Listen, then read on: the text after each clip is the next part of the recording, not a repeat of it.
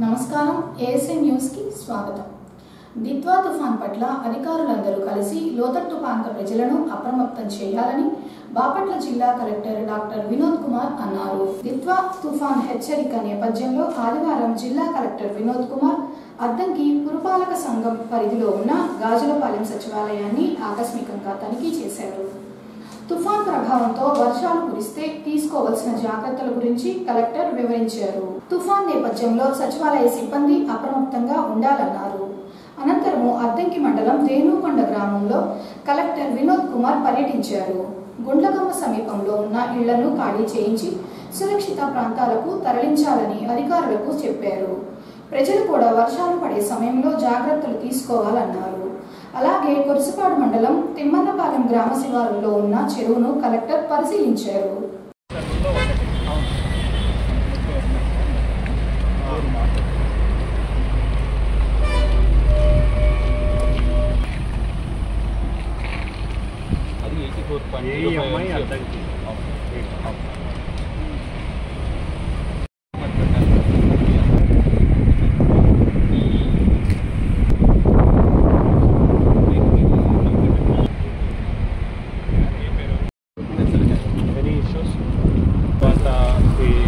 జేసీబీలు తర్వాత పవర్ దగ్గర గాలి స్టార్ట్ అయింది. పవర్ సాల్ అవన్నీ రెడీగా ఉన్నాయో, క్యాండిల్స్, డ్రైన్స్ అని క్లీన్ చేసుకున్నారా, పల్లెలు, మండల్ హెడ్ క్వార్టర్స్ అన్ని అదే same drill. Any issues?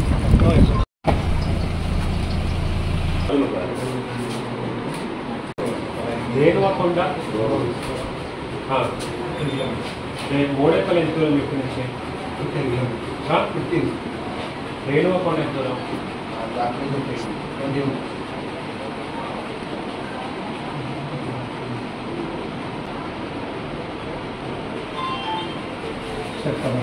Okay. So ఇక్కడ ఏమేమి ప్లాన్ చేసి తర్వాత ఈ పవర్ సాస్ పెట్టుకున్నారా? Power saws generator sir. Power saws ఉన్నాయి సార్, ఉన్నాయి సార్. ఎక్కడ ఉన్నాయి? ఆఫీస్లో ఉన్నాయి సార్. మాకు ఇమీడియట్గా మీ office sir? Sir office sir. మీ సచివాలయం ఎక్కడ ఉంది?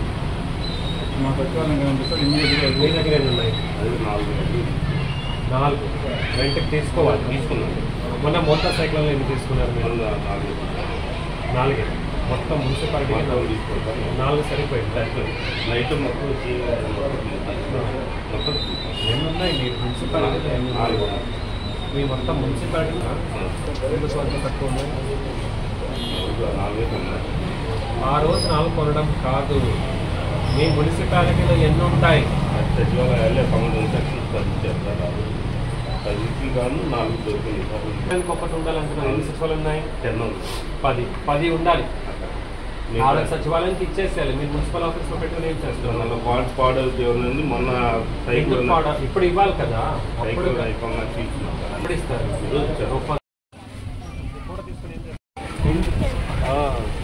తుఫాన్ వచ్చే ముందు ఇంటికి వెళ్ళాలి, వచ్చేటప్పుడు బయట ఉండదు.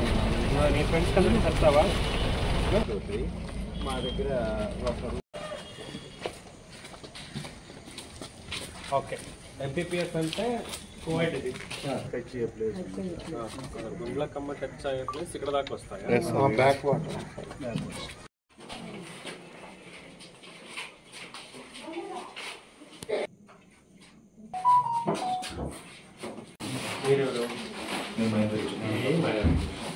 జర్లపాలెం.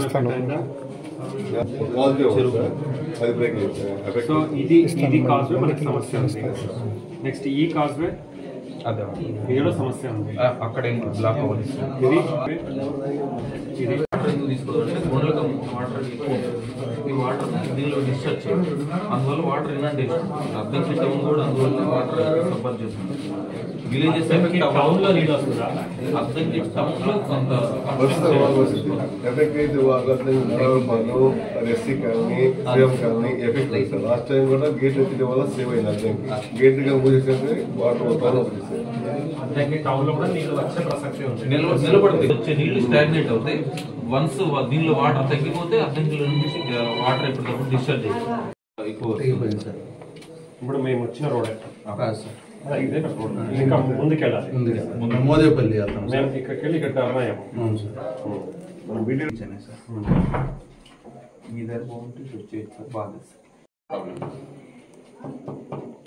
ఇప్పుడు ఎంత వచ్చింది క్యూసెక్స్ పైన లాస్ట్ టైం 90,000 చెప్పాను సార్. ఇక్కడ ఈ మొంతా పాయింట్ దగ్గర మొంతా సైక్లోన్కి 90,000 అన్నాను సార్. ఇక్కడ 90,000 క్యూసెక్స్. ఎన్ని రోజులు ఉండేది? 2 days. 2 days 90,000 ఒక్కటే. ఇక్కడ మధ్యపాడు మండలం మన జిల్లా కాదు కదా. బల్లి కురువాలో కూడా ఉందా గుండ్లకమ్మ? లేదా? లేదు. బల్లి కురువలో లేదు. తయారు చేసిన చూపించారు. సో ఇప్పుడు మీ మండలంలో, అద్దంకి మండలంలో ఇప్పుడు మనము అనుకున్నవి ఇవే: చెరుకు కొంపాలెం, జర్లపాలెం, ఆ చప్ట ఒకటి, దేనివకుండా ఈ 2 చప్టాలు అంతే కదా. సరే, ఎనీ ఇష్యూస్ మీరు దీని ప్రకారం ప్లానింగ్, రీహాబిలిటేషన్ సెంటర్స్, దండోరా అన్ని వేయించారు కదా. ఎంపీడీ ఇక్కడ చెక్ చేసుకోవాలి, టైం టు టైం అలర్ట్ చేయాలి. ఓకే సిఐ గారు, ఎనీ ఇష్యూస్, ఎనీ ప్రాబ్లమ్స్ నా దృష్టికి మేము తీసుకురొస్తారా? నా దృష్టికి మేము తీసుకురావాలని అనుకున్నారా?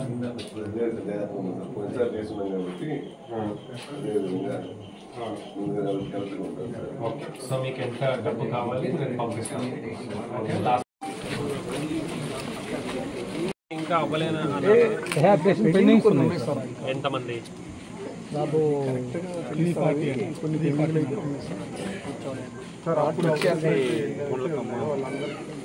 చాలా మందికి రాలేదు సార్. మళ్ళీ వేలమూరుపాడు అక్కడ ఇచ్చారు. వీళ్ళైతే ఇప్పుడు ఇక్కడే ఉంటున్నారు. మీకు అక్కడ ఇచ్చిన ఇంట్లోకి వెళ్ళలేదా సార్?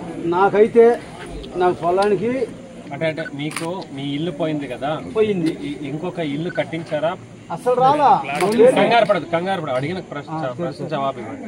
అంటే మీ ఇల్లు అక్కడ మునిగిపోయింది, మీకు ఇంకొక ఇల్లు ఇచ్చారా? ఇవ్వలా. ఓకే, అది కావాలని అడుగుతున్నారు. మిగతా వాళ్ళ నా దృష్టిలో లేదు ఇది. మీరు ఒకసారి కొత్తగా వీళ్ళతో అర్జీలు రాసుకొని అదేంటి 340 కుటుంబాల జాబితా తయారు చేసి నాకు పంపించండి. నేను డిప్యూటీ కలెక్టర్తో మాట్లాడి నేను దీనికి ఏం చేయగలుగుతాను. నేను చూస్తే మాకు ఏదో పని చేస్తావని నాకు నమ్మకం కలిగించారు. అందుకనే నా ప్రయత్నం నేను చేస్తాను. నా దీని గురించి తెలుసుకుంటాను ఏంటనేది, తెలుసుకొని నా ప్రయత్నం నేను చేస్తాను. ఓకేనా? దిత్వా తుఫాన్ ప్రభావంతో బాపట్ల జిల్లా ఆది సోమవారాల్లో గాలులతో కూడిన భారీ వర్షాలు కురిసే అవకాశం ఉన్న నేపథ్యంలో ప్రజలు అప్రమత్తంగా ఉండాలని విద్యుత్ శాఖ మంత్రి గొట్టిపాటి రవికుమార్ ప్రకటన ద్వారా తెలిపారు. తుఫాన్ ప్రభావం వల్ల ప్రాణ ఆస్తి నష్టం సంభవించకుండా అన్ని శాఖల సమన్వయంతో ముందస్తు చర్యలు చేపట్టాలన్నారు. తీర ప్రాంతాలు, లోతట్టు ప్రాంతాలలో నివసిస్తున్న ప్రజలను ముందస్తుగా సురక్షిత ప్రాంతాలకు తరలించే ఏర్పాట్లు చేయాలని అధికారులకు ఆదేశించారు. అద్దంకి నియోజకవర్గంపై దిత్వా తుఫాన్ ప్రభావం ఉండే అవకాశం ఉన్నందున అధికారులు ఎప్పటికప్పుడు పరిస్థితిని సమీక్షించి ప్రజలను అప్రమత్తం చేయాలన్నారు. ప్రజలు విద్యుత్ స్తంభాలకు, విద్యుత్ వైర్లకు దూరంగా ఉండాలన్నారు. మత్స్యకారులు నదులలో చేపల వేటకు వెళ్లరాదని, నదీ పరివాహక గ్రామాలలో పోలీసులు, రెవెన్యూ, మత్స్యశాఖల అధికారులు, సచివాలయంలో సిబ్బంది అందుబాటులో ఉండాలని రవికుమార్ సూచించారు. బల్లికురవ, సంతమాగలూరు, చీమకుర్తిలో మంచి క్వాలిటీ గల గ్రానైట్ క్వారీలు ఉండగా వేలాది మంది కార్మికులు ఉపాధి పనుల మీద ఆధారపడి ఉన్నారని, కూటమి ప్రభుత్వం అధికారంలోకి వచ్చిన తరువాత ఏఎంఆర్ చెక్ పోస్టులు పెట్టి సీనరేజ్ అధిక మొత్తంలో వసూలు చేస్తుండగా క్వారీ యజమానులు తిరగబడుతున్నారని వైఎస్ఆర్సీపీ పార్టీ అద్దంకి నియోజకవర్గ ఇన్ఛార్జ్ చింతలపూడి అశోక్ కుమార్ విమర్శించారు. ఈ సందర్భంగా ఆయన మాట్లాడుతూ, గ్రానైట్ వ్యాపారస్తులకు నారా లోకేష్ ఎన్నికల సమయంలో అనేక హామీలు ఇచ్చి అమలు చేయలేకపోయారని, గత వైసీపీ ప్రభుత్వంలో రాయల్టీ క్రింద గ్రానైట్ ఫ్యాక్టరీల నుంచి అతి తక్కువగా వసూలు చేయించగా నేడు అధికారంలో ఉన్న కూటమి ప్రభుత్వం రాయల్టీ అనేది అధిక మొత్తంలో వసూలు చేస్తుండటంతో గ్రానైట్ వ్యాపారస్తులు కట్టలేక శనివారం బల్లికురవ మండలంలో గ్రానైట్ వ్యాపారస్తులు ఏఎంఆర్ సంస్థ ఏర్పాటు చేసిన చెక్ పోస్టులను ధ్వంసం చేయడం జరిగిందన్నారు. అద్దంకి నియోజకవర్గంలో ఉన్నటువంటి బల్లికురవ మండలంలో, అదేవిధంగా పక్కనే ఉన్నటువంటి మార్టూరు, చీమకుర్తిల్లో దాదాపు మన భారతదేశంలోనే ఫస్ట్ క్వాలిటీ లభించేటటువంటి గ్రానైట్ చాలా అధికంగా ఉన్నాయి. వేల ఎకరాల్లో ఉన్నటువంటి క్వారీలు కానివ్వండి, దాని మీద డిపెండ్ అయినటువంటి గ్రానైట్ కట్టింగ్ ఫ్యాక్టరీస్ కానివ్వండి, ఎన్నో లక్షల మందికి ఉపాధిని కల్పిస్తూ ఉన్నాయి.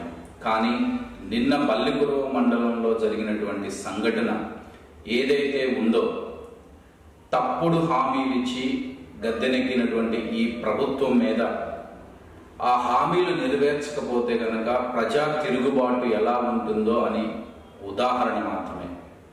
ఎందుకు అంటున్నానంటే, వైఎస్ జగన్మోహన్ రెడ్డి గారు పారదర్శకత కోసం, అదేవిధంగా గవర్నమెంట్కి రావాల్సినటువంటి రాయల్టీని ప్రాపర్గా తీసుకురావడానికని ఆ రోజు గ్రానైట్ ఫ్యాక్టరీల దగ్గరికి ఒక థర్డ్ పార్టీని నియమించడం జరిగింది. అతి తక్కువ సీనరీస్తో ఏదైతే క్వారీలోంచి బయటకు వచ్చేటటువంటి గ్రానైట్ మొత్తానికి కాకుండా ఆ గ్రానైట్ రాయిలోంచి ఏదైతే యూస్ఫుల్ పార్ట్ ఉంటుందో దాని వరకే రాయల్టీ కట్టించుకునే విధంగా తీసుకొచ్చారు. కానీ ఆ రోజు ప్రతిపక్షంలో ఉన్నటువంటి తెలుగుదేశం పార్టీ, ముఖ్యంగా నారా లోకేష్ గారు యువగళం పాదయాత్ర చేస్తూ ఒంగోలులో మైనింగ్ అసోసియేషన్ వాళ్ళందరితో ఒక మీటింగ్ కండక్ట్ చేశారు. దానిలో లోకేష్ గారు మాట్లాడుతూ జగన్ మైనింగ్ కంపెనీ అనే ఒక దాన్ని తీసుకొచ్చారని, ఎట్టి పరిస్థితుల్లో ప్రైవేటైజేషన్ చేయడానికి లేదు, ప్రైవేట్ వాళ్ళకి ఎలా అప్పగిస్తారు అని చెప్పేసేసి చాలా వాగ్దానాలు చేశారు. కానీ కర్మ చాలా గొప్పది. మరి ఇదే ప్రభుత్వంలోకి వచ్చిన తర్వాత వీళ్ళు దాన్ని మరి నారా మైనింగ్ కంపెనీకి ఇచ్చారా లేదా పవన్ కళ్యాణ్ మైనింగ్ కంపెనీకి ఇచ్చారో తెలియదు. కానీ ఆ రోజు ఉన్నటువంటి సినరైజెస్ కన్నా, రాయల్టీ కన్నా, ముఖ్యంగా ఆ రోజు అతి తక్కువ ధరతో అందరితో డిస్కస్ చేసి కేవలం 27,000 రూపాయలు మాత్రమే వసూలు చేసేవాళ్ళు గవర్నమెంట్ వాళ్ళు. కానీ ఈరోజు ఆ 27,000ని 35,000 చేయటము, దాంతోపాటు జిఎస్టీ ఎక్స్ట్రాగా యాడ్ చేయడము, ఆ రెండు కాకుండా ఏదో ట్యాక్స్, అది నారా ట్యాక్సా, ఇంకొక ట్యాక్సా అనేది ఎవరు చెప్పాలి అనేది మీ విజ్ఞతకి వదిలేస్తున్నాము. ఇంకొక 35,000 కలెక్ట్ చేస్తూ ఉంటే వాళ్ళు ఆ ఫ్యాక్టరీలు రన్ చేయలేక, సిబ్బందికి జీతాలు ఇవ్వలేక నష్టాల్లోకి నడుస్తూ ఇంకా మా వల్ల కాదు అని అందరూ ఏకతాటి మీదకి వచ్చి ఈ ముందున్న ప్రభుత్వం పైన విరుచుకుపడటం అనేది చాలా బాధాకరమైన విషయం. జగన్మోహన్ రెడ్డి గారి ఆదేశాల మేరకు ఏ విధంగా అయితే జగన్మోహన్ రెడ్డి గారు హామీ ఇచ్చారో, డెఫినెట్ గా రానున్న రోజుల్లో మళ్ళీ పాత సిస్టంలోనే తక్కువ సెలరేస్తో యూస్ఫుల్ అయ్యే గ్రానైట్కే రాయల్టీ పడేలాగా వైఎస్ఆర్సీపీ చర్యలు తీసుకుంటుంది. వెంటనే దీన్ని సరిదిద్దుకొని ప్రభుత్వం వాళ్ళని, ప్రతి ఒక్కళ్ళ యొక్క గౌరవాన్ని, అదేవిధంగా క్వారీల వాళ్ళ యొక్క లాభ నష్టాలని ప్రతి ఒక్కటి బేజీలు వేసుకుంటూ వాళ్ళకి న్యాయం చేయాలని వైఎస్ఆర్సీపీ పార్టీ తరఫున మేము డిమాండ్ చేస్తున్నాం. ద్విత్వా తుఫాన్ నేపథ్యంలో అద్దంకి మండలంలో ఉన్న ప్రజలు, రైతాంగం అప్రమత్తంగా ఉండాలని, వర్షం పడుతున్నప్పుడు ప్రజలు ఎవరు బయటికి రావద్దని అద్దంకి సీఏ సుబ్బరాజు సూచించారు. ఈ సందర్భంగా ఆయన మాట్లాడుతూ, తుఫాన్ ప్రభావంతో ఆది సోమవారాల్లో వర్షాలు పడే అవకాశం ఉన్నందున ప్రజలు అప్రమత్తంగా ఉండాలని, గ్రామాలలో ఇళ్ల సమీపంలో ఉన్న వాగులు, చెరువులు, నదులు పొంగే విధంగా అధికారులకు ముందస్తు సమాచారం ఇవ్వాలన్నారు. డిసెంబర్, జనవరి నెలలలో మంచు ఎక్కువగా కురిసే అవకాశం ఉన్నందున వాహనదారులు తగు జాగ్రత్తలు తీసుకొని వాహనాలు నడపాలని, మంచు ప్రభావం వలన ప్రమాదాలు కూడా జరిగే అవకాశం ఉందని సీఏ సుబ్బరాజు చెప్పారు. తెల్లవారుజామున 3 నుంచి 7 గంటల వరకు వాహనాలు నడపరాదని సూచించారు. అందరికీ నమస్కారం. దిత్వా తుఫాన్ సందర్భంగా అద్దంకి మండల ప్రజలందరికీ పోలీసుల విజ్ఞప్తి.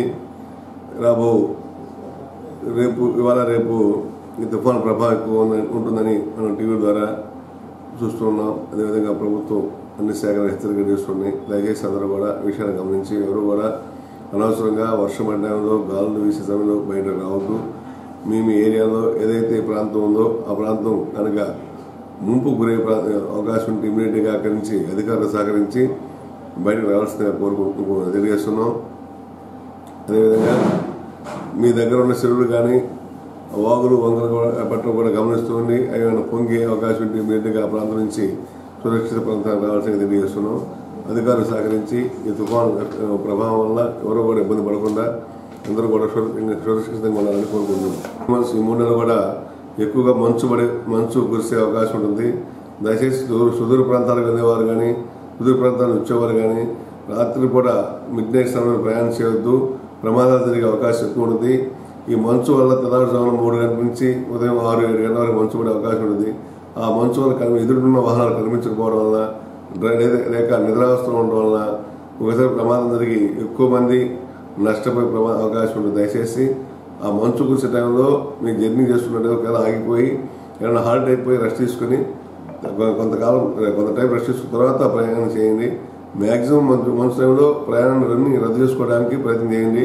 ప్రమాదాలు నివారించే భాగంగా పోలీసు వారికి సహకరించాలని కోరుతున్నాం. దయచేసి ఈ విషయాన్ని గమనించి ఈ 3 months ఎక్కువగా మంచు వల్ల ప్రతి హైవే రోడ్ల మీద కూడా ప్రమాదం జరిగే గత అనుభవాలు తెలియజేస్తున్నాయి. ప్రమాదం జరిగి ఎక్కువ మంది క్యాజువాలిటీ జరగడం అయితే డెత్ జరగడం జరిగింది. వాటిని నివారించాలంటే మనం కూడా కొన్ని చర్యలు తీసుకోవాలి తప్పదు. మనం ప్రయాణం రద్దు చేసుకోవాలని ఉంటుంది ఒక సమయంలో, లేకపోతే కొంత హాల్టింగ్ ప్లేస్ హాల్ట్ అవ్వాల్సి ఉంటుంది. ఏదైతే ఉందో ఆ చర్యలు తీసుకుని ప్రమాద బారిన పడకుండా ఉండవాలని తెలియజేస్తున్నాం. ముండ్లమూరు మండలం శంకరాపురం గ్రామంలో ఆదివారం భగత్ సింగ్ స్మారక గ్రంథాలయంలో మరో గ్రంథాలయ ఉద్యమంలో భాగంగా జన విజ్ఞాన వేదిక ఆధ్వర్యంలో గురజాడ అప్పారావు మహాత్మా జ్యోతిరావు పూలే వర్ధంతి కార్యక్రమాన్ని ఏర్పాటు చేయగా జేవీవి నాయకులు మన్నం త్రిమూర్తులు, జిల్లా ప్రధాన కార్యదర్శి తుంగా శ్రీనివాసరావు, గ్రామస్తులు కలిసి పూలమాలలు వేసి నివాళులర్పించారు. ఈ సందర్భంగా శ్రీనివాసరావు మాట్లాడుతూ నాటి సమాజంలో అనాగరికతను, రుగ్మతలను రూపుమాపటానికి మహిళలకు విద్య అవసరమని, మహిళలను చైతన్యవంతం చేసి సాహిత్యం, కళారూపాలతో ప్రజలలో చైతన్యాన్ని నింపిన మహానుభావులను ఎన్నడూ మరిచిపోకూడదని, గురజాడ రచనలో కన్యాశుల్కం సమాజంలో ఉద్యమ కెరటంలా ప్రజలలో చైతన్యాన్ని నింపిందని శ్రీనివాసరావు గుర్తు చేశారు. గ్రంథాలయం భవనంకు అద్దె లేకుండా ఇచ్చిన మందలపు లక్ష్మీనారాయణను అభినందించారు. గ్రంథం అంటే పుస్తకం, ఆలయం పవిత్రమైన ప్రదేశం, పుస్తకాలు ఉండేటటువంటి ఒక పవిత్రమైన ప్రదేశం. ఇప్పుడే సార్ చెప్పారు ఏమని, గ్రంథాలయాలు మన కులాన్ని మతాన్ని అడగవు, నువ్వు ఏ క్యాస్ట్ క్రీడ్ కమ్యూనిటీ అనేటటువంటి దాన్ని అడగవు, నువ్వు ఎవరైనా సరే నీకు విజ్ఞానాన్ని పంచుతాయి. ఇంకోటి, నీ ఫ్రెండ్ నీతోటి పోట్లాడచ్చు, నీతోటి ఘర్షణ పడవచ్చు, నీతో విడిపోవచ్చు, కానీ పుస్తకం నిన్ను వదిలిపెట్టి ఎప్పటికీ పోదు. పుస్తకం అనేటటువంటిది నీ జీవితాంతం నీ వెంట ఉండే నేస్తం. నీకు నాలెడ్జ్ని షేర్ చేసి, నీకు విజ్ఞానాన్ని పంచి, నిన్ను అభివృద్ధి చెందించి, జీవితంలో గొప్పవాడిగా నిన్ను తీర్చిదిద్దేటటువంటి ఆయుధం పుస్తకం. పుస్తకంలో ఏముంటాయి? పోయేదేమిటి? అజ్ఞానం నశించిపోతుంది, విజ్ఞానం ఎప్పటికీ నిలిచి ఉంటుంది. అదే గురజాడవారు చెప్పారు ఏమని, మతములన్నీ మాసిపోవును, జ్ఞానం ఒక్కటే నిలిచి వెలుగును అని అని చెప్పాడు. మహాకవి గురజాడ అప్పారావు గారు, అది ఎన్టీఆర్ సినిమా. అది ఆ సినిమాలో సాహిత్యాన్ని ప్రజలకు అందించి ప్రజలను చైతన్యం చేసిన గురజాడ అప్పారావు కానీ, జ్యోతిరావు పూలే కానీ, వాళ్ళ మహానుభావులు. సమాజమే ధ్యేయంగా ముందుకెళ్ళిన మహానుభావులు. అలాంటి వారి చరిత్రను మనం చదువుకోవాలి. చదువుకోవాలంటే ఏం చేయాలి? ప్రతిరోజు పుస్తక పఠనం చేయాలి. పుస్తక పఠనం చేసి మనం వాటిలోని మూఢనమ్మకాలను మనం తృణప్రాయంగా తీసేట్లా కానీ, అట్లాగే మంచి అలవాట్లని మనం అలవర్చడం కానీ, ఇంకా ప్రజలను చైతన్యవంతం చేయడం కానీ, లేకపోతే మనం చైతన్యవంతాన్ని కానీ ఒకే ఒక ఆయుధం పుస్తక పఠనం. పుస్తక పఠనమే మన లక్ష్యానికి చేరువ చేస్తుంది. పుస్తక పఠనం, పుస్తక పఠనం, పుస్తక పఠనం, పుస్తక పఠనం. చదవంటే చదవంటే చదవంటే చదవంటే పుస్తక పఠనం, పుస్తక పఠనం, పుస్తక పఠనం, పుస్తక పఠనం.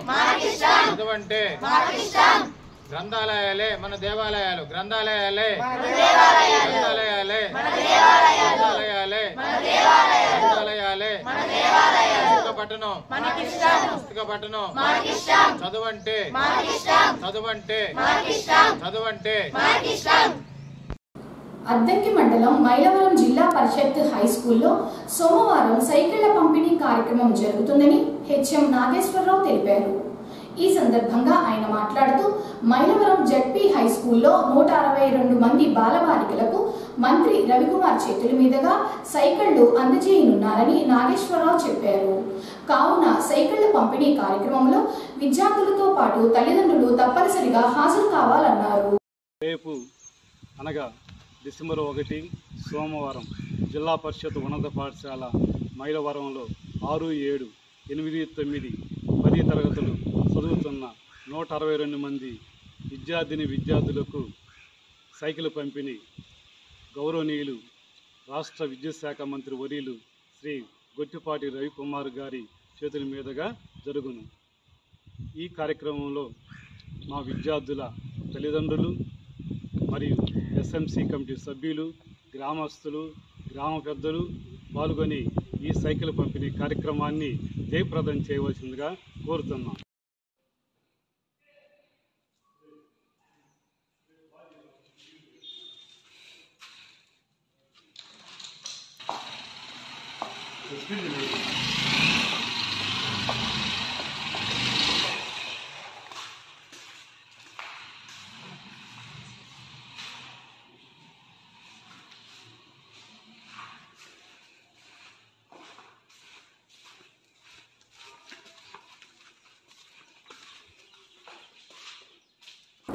అద్దంకి నామ్ రోడ్లో ఎటువంటి రోడ్డు ప్రమాదాలు జరగకుండా అద్దంకి పోలీసులు బస్, లారీ డ్రైవర్లకు ఫేస్ వాష్ కార్యక్రమం చేపట్టారు.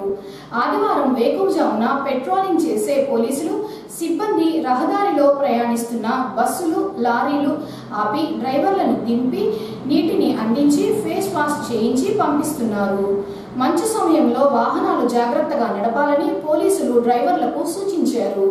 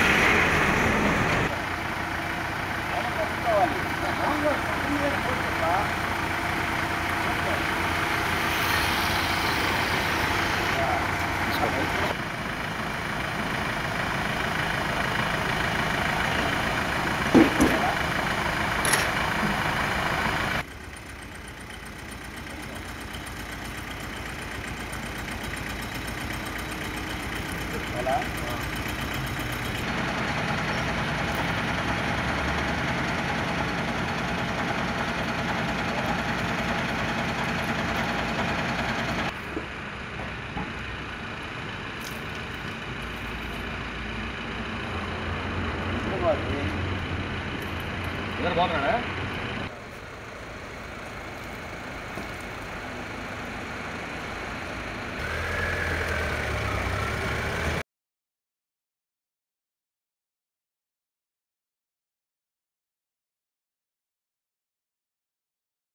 ఏఎస్ఎన్ న్యూస్ ఇంతటితో సమాప్తం. నమస్కారం.